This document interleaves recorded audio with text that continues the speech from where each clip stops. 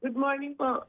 Good morning, ma'am. Thank you po sa pagpayag sa panayam ngayong umaga. Secretary, ngayon nga po, pang-apat na linggo na, kung tama yung bilang ko, na ang nagtatakda po ng presyo for the fuel prices ay ang Department of Energy. For this week, halos 3 piso po sa diesel, tapos naman po sa gasolina, for diesel po, halos 3 piso, sa gasolina 1 peso and 21 centavos. Secretary, para lang po mas malinaw, saan po ulit galing itong presyohan na ito? Bakit po naging ganito yung presyo natin for this week?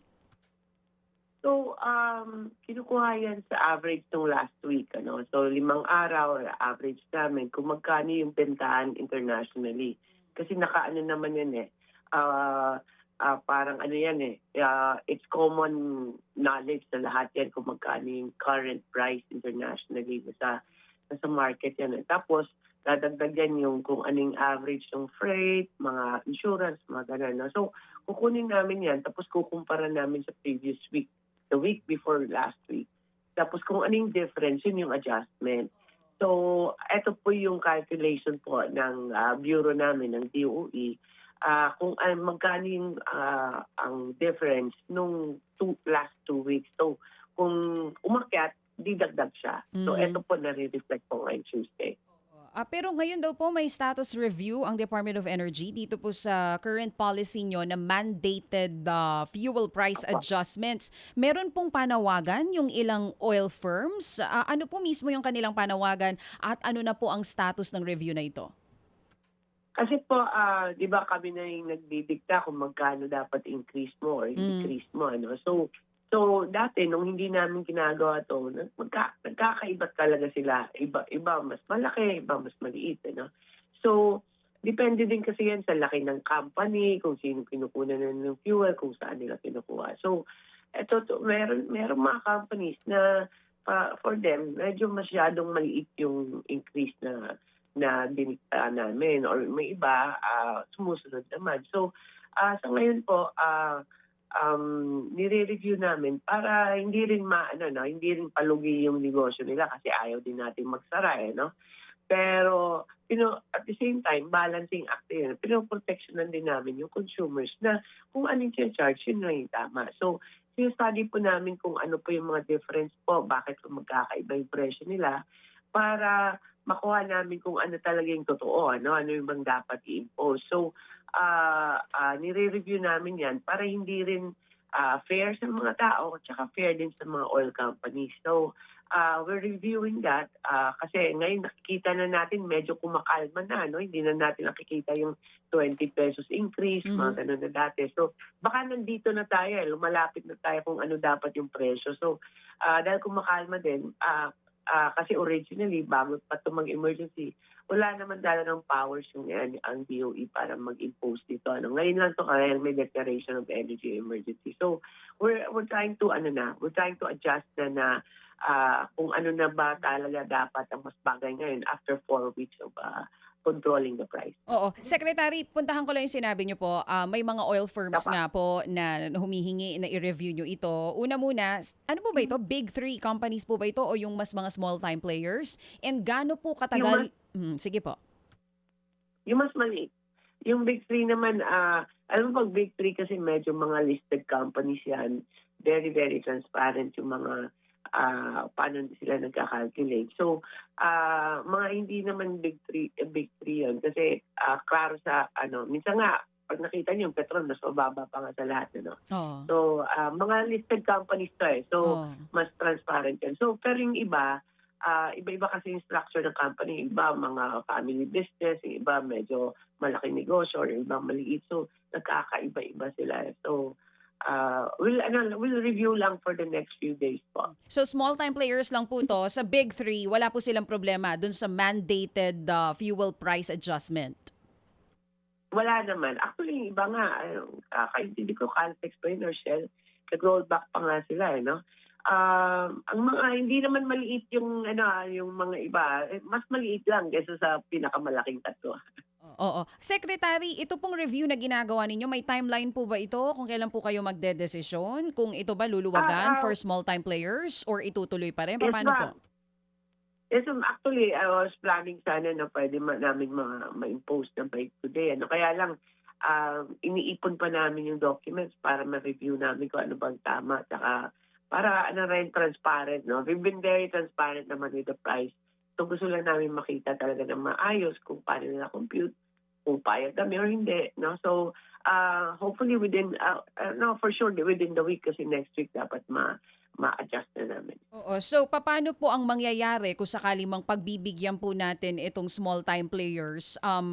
Sila na po? Sila nang magdedesisyon dun sa magiging pagtaas o pagbaba ng presyo? Wala pa naman kaming decision yan kasi kailangan namin makita talaga kung ano ba yung mga rason nila kung bakit magkakaiba. No? But we will continue with exercising yung emergency powers na binigay sa amin ng Presidente na habang may emergency pa, we will closely monitor po na hindi naman talaga sabi natin na hindi disadvantage yung mga consumers. So kailangan we will check and we will decide siguro within the week. Hindi ko lang masabi kung ano yung rules kasi we decide as a team, no? So pero yun po, ang review lang kasi ang ngayon kasi yung rules kasi pag nagsabing DOE na 2 pesos ang increase, hindi ka na pwedeng lumampas diyan. Oo, Hindi pwedeng more than 2, 'di ba? Yun dapat yun eh. sumunod. Dapat sumunod. So ngayon, kailangan lang i-recalibrate ng konti. Bigyan lang sila ng leeway ng konti. Pero paano siya i-impose?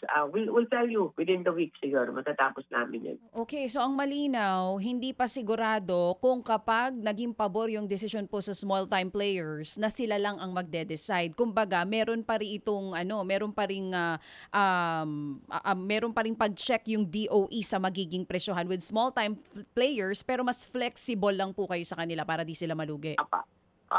Dapat lang kailangan pa rin bantayan pa rin ng DOE kasi alam mo hindi lang naman kasi presyo ng oil to affected na yung mga transportation natin, yung mga agricultural products natin, inflation. So kailangan talaga i-balance yan kasi hindi lang to na presyo ng langis, it affects the whole economy. So kailangan talaga well coordinated siya. Tsaka yung tama lang. Oo. So this week po yan lalabas? Is it going to be a new department order? Paano po yun? We advisory lang siguro ng department. Pero ang in-announce namin kahapon, yun na yung for this week kung mag-decide kami this week, next week din yung implementation. Next week na. Week on week naman. So, yung in-announce namin ng mga amounts ng increase this week, yun na yun. 2.21 ba yun? Hindi ko maalala. Basta little more than 2 pesos ang increase ng diesel. Oo nga po. Dito po sa diesel, it's 1.21, I'm sorry, 2.82 sa diesel and then 1.21 po sa gasolina. Kumusta po ang supply po natin ngayon ng crudo? Apang ilang araw po ito, Secretary? Yung supply natin 45 days. It's 5 days lower than last week. Di naman to alarming. Kasi marami na tayong alam na source, no?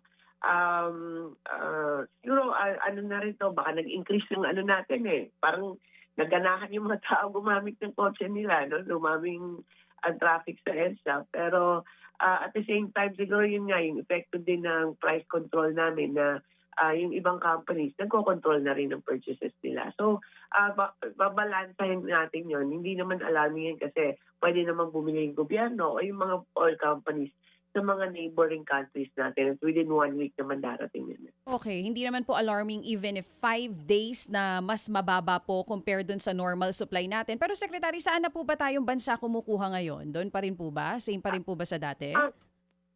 Yung gobyerno po hindi pa bumibili pa ng bago kasi tayo ang dami-dami natin mga almost 2 million barrels yung naka-stock, hindi namin yun pinapa-release kasi protection natin yan 'di ba? Parang stockpiling natin just in case kasi hindi pa naman tapos yung gera. Pero yung mga oil companies natin dito rin they have traders dito sa Asia or even na mga international traders. Itong mga traders nakakakuha sa iba't ibang bansa, China included, pareha pa rin, Thailand, China, may Japan pa, iba-iba rin siya ng mga Southeast Asian countries. Tsaka meron din iba na kumukuha din sa mga US, South America. Tsaka Canada pala, meron din kumuha sa Oo. Canada. Secretary, sa susunod na linggo, anong pagtingin natin dito? Tataas po ba ulit o may pagbaba na?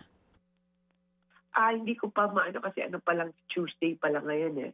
5 days mula Monday hanggang Friday po yung averaging natin. So kailangan ko yung datos ng 5 araw para makuha yung trend.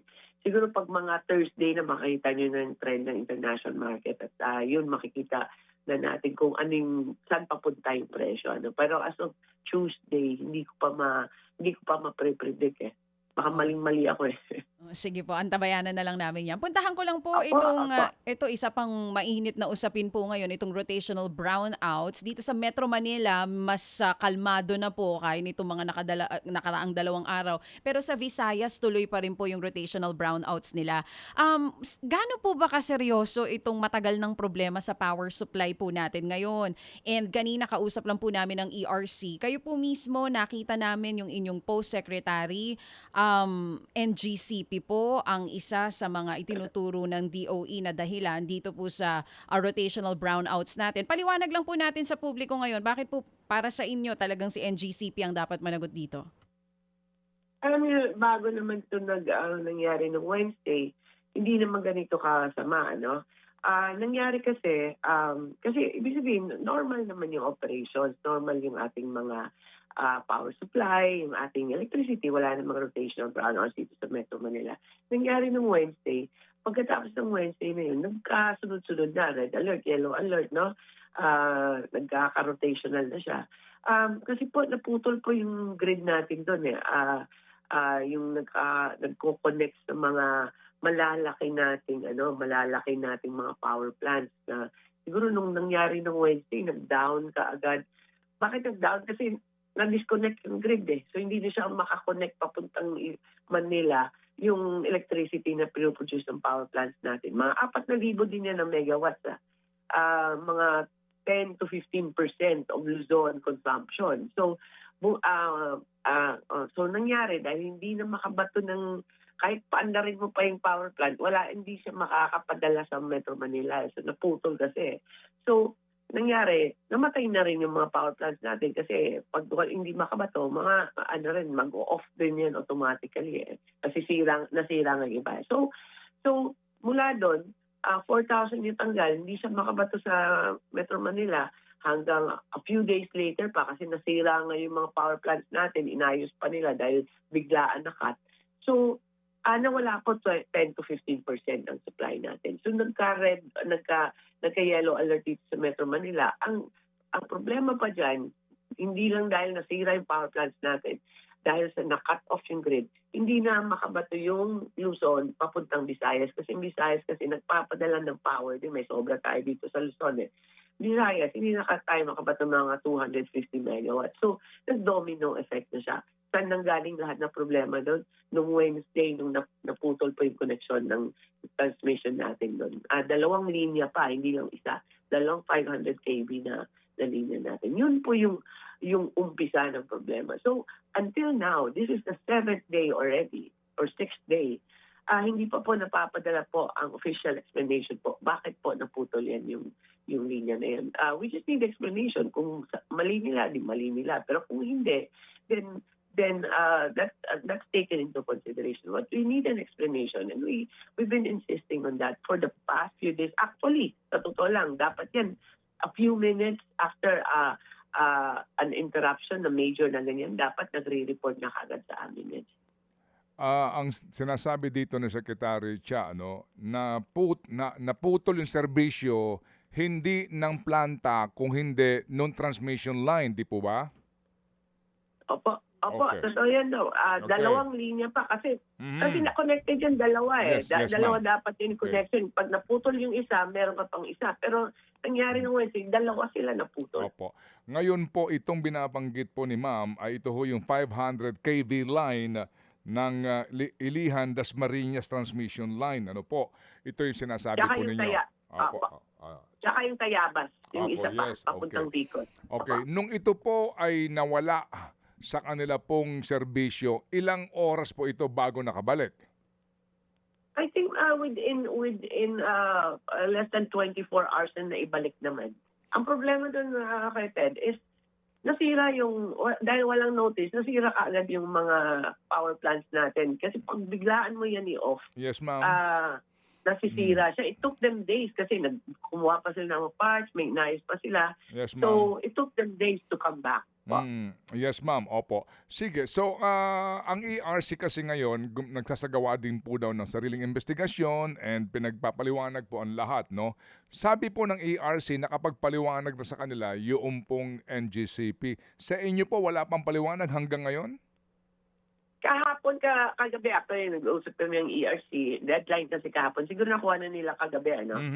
Hindi pa napapasa sa amin ng ERC yung explanation. As of this morning, yun nga, aga ko pa tinitext yung pero sobrang siguro ang aga. So, I'll wait for the official copy na ipadala sa amin. Pero, yun nga, hindi pa umaabot po sa DOE. Okay. Ma'am, siguro po, no, talagang dapat magpaliwanag dito ang NGCP. Pero, kung atin po naman pakikinggan ang kanilang panig, by the way, kami po'y natawag sa kanila for several times na para po sa panayam, pero lagi pong busy ang kanilang spokesperson.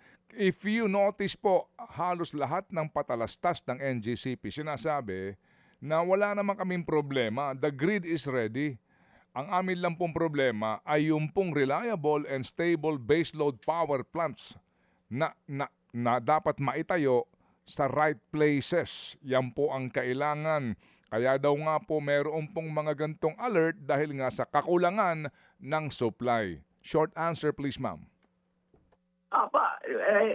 Una pa silang magsisi sa mga baseload natin. Ang first cause was the cutting of the na cut yung grid natin. Yun yung primary cause talaga.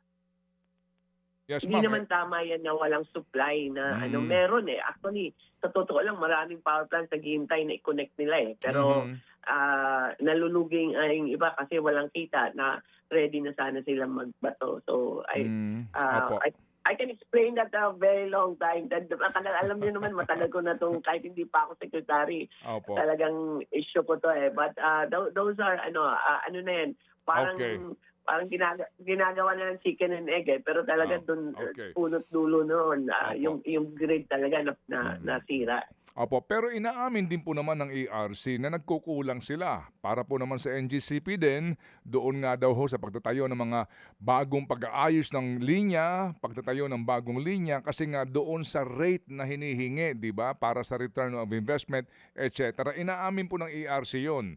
Isa sa mga nagpapabagal sa investment and development. So sa puntong yon, at least inaamin ng ERC yung mga pagkukulang daw noon, ngayon naghahabol sila. Kayo ho ba sa DOE wala kayong pagkukulang dito? Kasi ang regulator kasi ng transmission and all power players talaga is ELCS. Siya yung parang police nila. Now, kami po yung nagbibigay ng policies. So it's really ERC that ang main issues ng NGCP ang right of way nila, ERC approval, mga ganun po. Pero marami din silang merong pong right of way tsaka merong ERC approval na hindi pa rin napapatayo. Yes, ma'am. O yun nga po, no. Kaya po ako natatanong kung walang pagkukulang po dito ang DOE sa punto po naman din ng kasi meron po mga planta. Labas na po ito, no, dito po sa nangyaring problema sa linya ng NGCP na nagsabay-sabay din po na unscheduled na shutdown. So basically din po, hindi maitatanggi, ma'am, na lumalaki ang demand ng mga Pilipino sa kuryente at kailangan talaga na magtayo ng mga bagong planta. Alam namin po na kayo po ngayon ay agresibo para nga sa mga renewable energy projects na ito. Pero we have to understand, ma'am, na hindi naman ito nabibili nga sa 7-Eleven, di po ba? No, it will take years bago ka makapagtayo nito. How can we solve the problem now kung ating sinasabing solusyon mangyayari pa 5 years from now? So sa inyo ho sa DOE, ma'am, meron ba kayong pagkukulang ng estado dito? Kung meron man sa panig po ng DOE, kung wala ho, ay tatanggapin po namin yon. Yeah, ang talaga dyan is proper planning, Ted. So meron naman talagang papasok. Marami tayong planta na bago. And most of that go through the process na rin, ERC, NGCP clearance, mga ganun. So marami naman silang papasok. tama ka, yung renewable is actually the fastest. Ang solar farm, mga 6 na buwan yan pwede yung patayo. Ang kailangan natin is more on the base load. Meron po kaming, may mga base load tayong papasok ngayon. Ang timing ang hindi tama. Halimbawa, yung sa Cebu na patayo, mga 27 or 2027 pa siya papasok. So, yun nga, kailangan sana yan 26. So, naghahabol tayo. These are not things that you can do in 1 year or 2 years as secretary. Pero kailangan lang talaga i-push lang ng push. So ngayon po, kahit po yung mga gas natin, pinupush din natin magpatayo. Meron tayong magpapatayo, pero 2028 pa siya. So, talaga to, talagang pinipilit yung base load na magpatayo. Kasi alam naman natin na hindi lang pwede na solar lang tayo kasi Yes, pag ma'am. walang araw, wala tayong power. So, we're fixing the mix. Dagdagan yung battery, dagdagan yung ang gas, mga ganun po. May mga papasok po this year and next year po. Okay. Pero yan po, Ted, is in our Philippine Energy Plan, in which part of that is also the transmission development Yes, plan. ma'am. Yes, ma'am. Yun nga po. Ma'am, ito ho na naman po ang Kongreso, no? Magpapatawag ho na naman po ng investigasyon. As always, no? Pero kayo ho, ma'am, sa DOE, wala ba kayong balak na upuan ito with NGCP? Magharap-harap na po kayo. After all, isa lang ho naman supposed to be ang inyong mission Di po ba? Kasi ang hirap po Tama nito po na kayo. ang hirap po Tama nito. po kayo. Tama po Itong, kayo. itong In fact, turuan tayo ng turuan I mean, ma'am, di po ba? Itong problemang ito, bata pa po tayo. Ito na ang problema. Ngayon po ma'am, pare-pareho tayong tumatanda. Ito pa rin ang problema natin Yes, sir. Yes, sir. We have like a monthly, we have a committee just for NGCP issues, and we meet with them.